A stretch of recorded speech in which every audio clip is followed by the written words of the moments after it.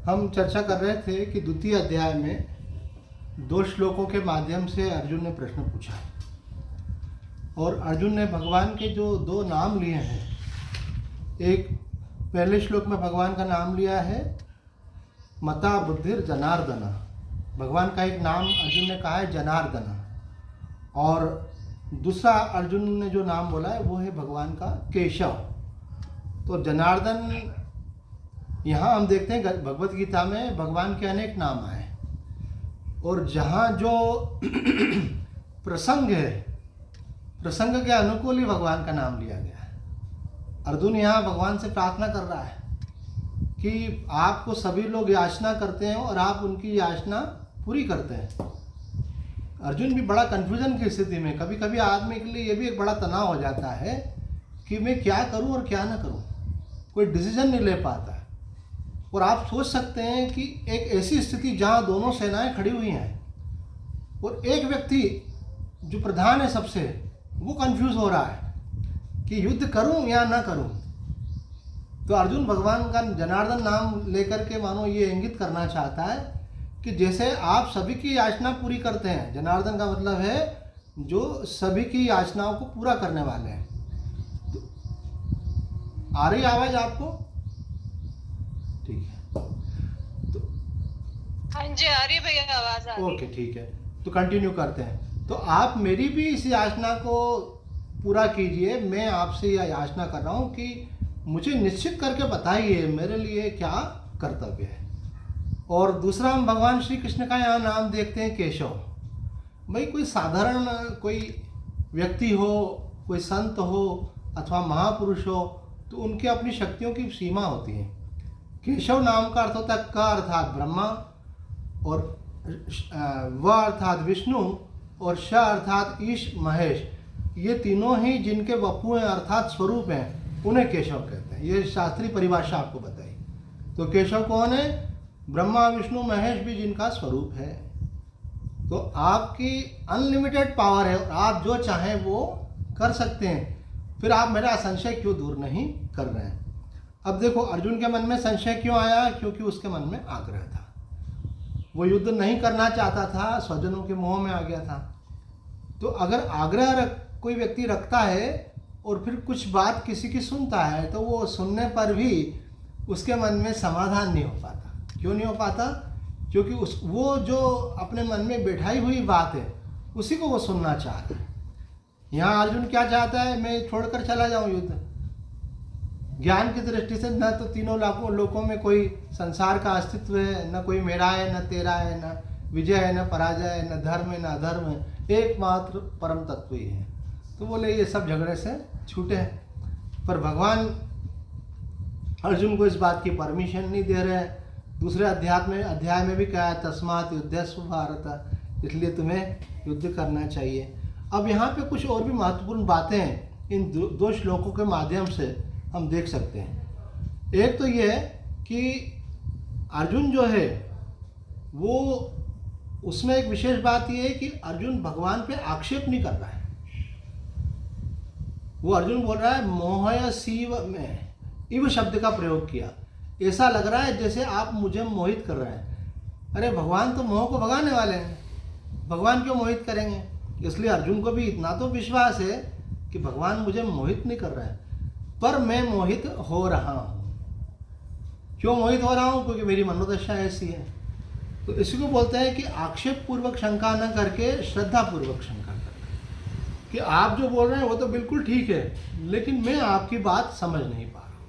ये बहुत महत्वपूर्ण विषय है कि जब भी कोई प्रश्न किया जाता है तो वो प्रश्न श्रद्धापूर्वक किया जा रहा है, जिज्ञासा पूर्वक किया जा रहा है, अथवा सामने वाले की परीक्षा लेने के लिए किया जा रहा है, अथवा सामने वाले के ऊपर आक्षेप करने के लिए किया जा रहा है ना। कभी कभी जैसे कोई आपको बोलता तो इसका मतलब आप बड़े महान हो, तो ऐसा मान लें कि आप बहुत बड़े हो गए। तो वो जब ऐसा बोलता है तो वो आक्षेप करता है। न तो अर्जुन आक्षेप कर रहा है, न अर्जुन भगवान की परीक्षा ले रहा है कि देखो इस परिस्थिति में भगवान मुझे क्या उत्तर देंगे, उसके बाद मैं सोचूंगा। अर्जुन श्रद्धापूर्वक ही प्रश्न पूछ रहा है। ये किस बात से सिद्ध हो रहा है? कि अर्जुन कह रहा है कि आप मेरी बुद्धि को मोहित सा कर रहे हैं। मोहित नहीं कर रहे हैं, मोहित सा कर रहे हैं।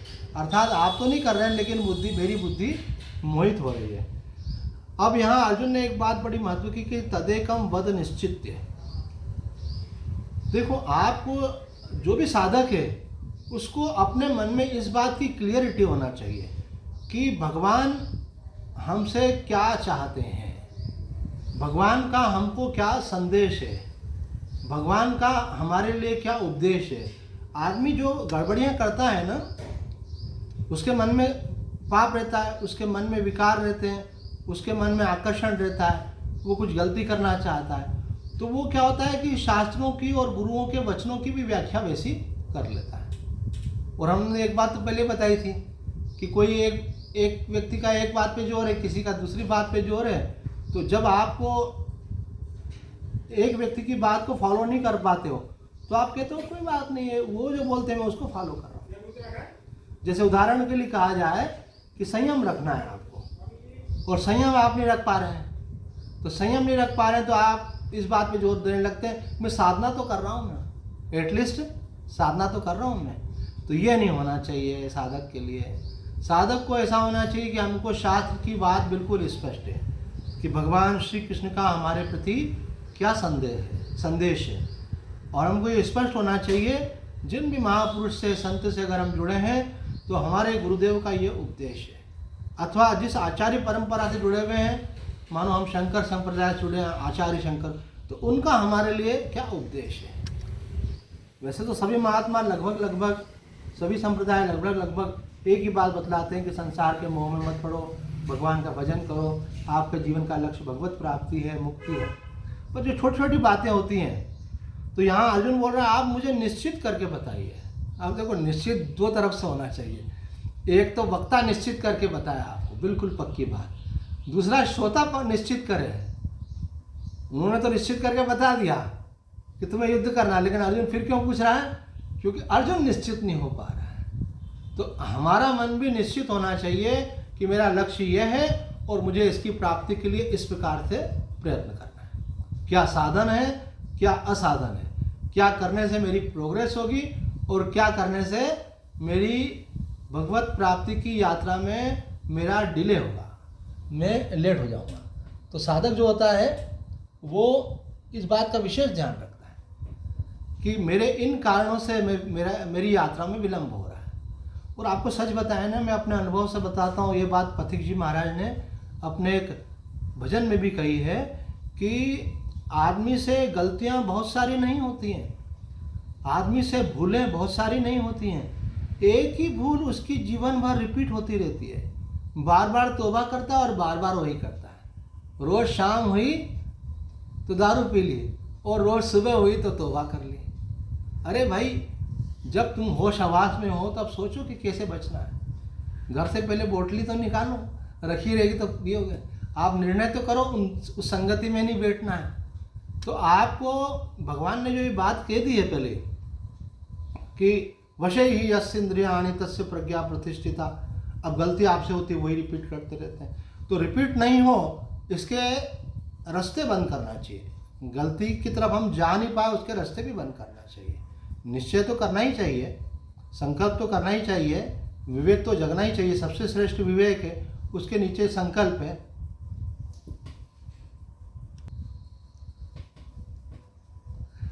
चाहे कितनी बाधाएं आए, आदमी जब लक्ष्य बना लेता है तो लगा रहता है। कमज़ोर लोग जो होते हैं वो हार जाते हैं, जिनका लेकिन लक्ष्य दृढ़ होता है बोलता नहीं, बाधाएं भले आएंगी। बाधाएं इस बात की परीक्षा लेती हैं कि आपका लक्ष्य दृढ़ है कि नहीं, आपका निश्चय दृढ़ है कि नहीं। निश्चय की बात यहाँ चल रही है। तो अर्जुन बोल रहा है कि पहले तो आप मुझे निश्चित करके बताइए, फिर सेकंड बात है कि अर्जुन को भी निश्चित कर लेना होगा, तभी उसके लक्ष्य की ओर गति होगी। अब यहाँ पे महात्मा जी ने एक बहुत महत्व की बात कही है कि अर्जुन ने जो प्रश्न पूछा है, ये न श्रेयो हूँ आपनोया। अर्जुन के शब्द देखें आप, तदेकम वद निश्चित्य ये न श्रेयो हम आपनोया, कि आप मुझे निश्चित करके बताइए जिससे मेरा कल्याण हो। सबसे पहले तो ये है कि व्यक्ति के क्वेश्चन में उसका इंटेंशन छुपा रहता है, उसके शब्दों में उसके भाव छुपे रहते हैं। उसकी वास्तविक मांग क्या है वो मालूम पड़ता है। हमने जब पहली बार शंकराचार्य जी के गुरुदेव के दर्शन हुए थे तो हमने प्रणाम करके मत्था टेकते समय ये प्रार्थना करते हुए बोला कि महाराज जी कृपा करें, हमारा कल्याण हो, हमको आत्म तत्व का अनुभव हो। तो महाराज जी सुन नहीं पाए क्योंकि हम गर्दन भी झुका ली थी, मुंह भी नीचे की तरफ था, लेकिन साथ में ये बोल भी रहे थे। तो जैसे हमने गर्दन ऊपर करी तो महाराज जी ने हमसे कहा क्या क्या बोला। तो मैंने कहा महाराज जी हम एक ही चीज़ चाहते हैं कि आपकी कृपा से हमको आत्म तत्व का अनुभव हो। दीक्षा तो बाद में हुई, उसके पहले हमारी प्रार्थना यहाँ थी। तो महाराज जी समझ गए कि इसका इरादा क्या है।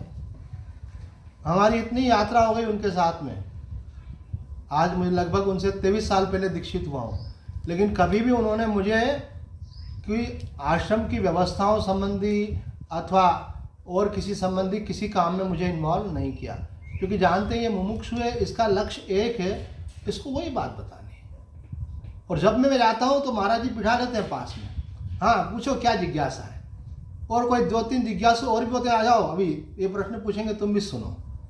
तो ये रहता है कि आपका लक्ष्य पहले निर्धारित होना चाहिए, आप चाहते क्या हो। देखो आप अगर और कोई होता तो हो सकता है कि अर्जुन की जगह ये पूछ सकता था कि भगवान आप बताओ मेरा किस में फ़ायदा है। लोग बोलते हैं ना क्या करूं, मेरा किस में फ़ायदा है, बताइए जिसमें मेरा लाभ हो वो मैं करूं। अर्जुन लाभ की बात नहीं कर रहा है, अर्जुन फायदे की बात नहीं कर रहा है। अर्जुन क्या कह रहा है कि जिसमें मेरा कल्याण हो वो मुझे आप मार्गदर्शन कीजिए। अब ये अर्जुन का प्रश्न भी उत्पन्न इसलिए हुआ कि जो भगवान ने दूसरे अध्याय में एक बात कही थी कि अर्जुन एक आत्म तत्व ही सत्य है और ये देह मिथ्या है। ये बात जब समझ में आती है ना तो इसके साथ ये भी समझ में आता है कि एक परमात्म तत्व सत्य है और नाम रूपात्मक जगत जो है ये उत्पन्न और विनाशशील है, ये सत्य नहीं है, सदा रहने वाला नहीं है। तो उसको अगर इम्पोर्टेंस दिया होता है तो उसमें से प्रश्न उत्पन्न होता है। अगर आप किसी की बात को महत्व देंगे तो आपके मन में उसके बारे में विचार भी चलेंगे, और महत्व नहीं देंगे, अरे बोला मैं उसको इम्पोर्टेंस नहीं देता हूँ, तो वो क्या होगा, लाइटली थॉट आएगा और चला जाएगा। अब आपका दृष्टिकोण क्लियर है, आपके गुरु का उद्देश्य क्लियर है, आपकी अपनी सोच क्लियर है, और ऐसे में आगे कोई आपको बोले अरे क्यों सत्संग में टाइम वेस्ट करते हो, अरे क्या जीवन का लक्ष्य भगवान को बना रखा है ना, इस चक्कर में तुम संसार में पीछे रह जाओगे, तो आप उनकी बातों में नहीं आएंगे, उनको महत्व नहीं देंगे, वो आप प्रश्न भी नहीं बन पाएगा। प्रश्न भी तब बनता है जब हम सामने वाले की बात को महत्व देते हैं। तो स्वामी जी मेरे मन में तो संशय नहीं है, पर लोग ऐसा कहते हैं, मैं इसलिए पूछ रहा हूँ।